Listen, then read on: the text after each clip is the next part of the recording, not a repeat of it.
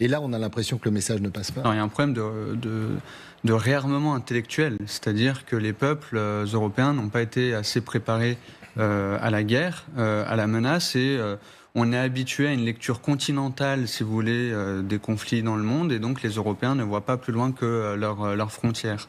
Mais je crois que le problème européen, ce n'est pas un problème Trump, c'est un problème qui est beaucoup plus structurel et qui date de beaucoup plus de décennies, et les Européens n'ont pas voulu voir plus tôt la nécessité de se réarmer. Maintenant qu'on a dit qu'il faut se réarmer, il faut aborder la question des solutions.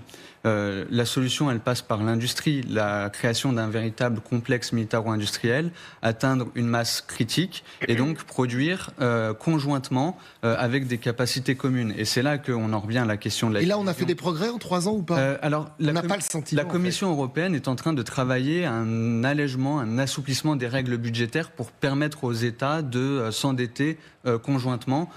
Et là, le précédent lié au Covid, où les Européens ont montré qu'ils pouvaient s'endetter conjointement pour faire face à cette crise, doit être l'un des ressorts et un des mécanismes sur lesquels travailler. Mais le travail est extrêmement long et malheureusement, en temps de guerre, on ne rattrape pas des décennies de désarmement.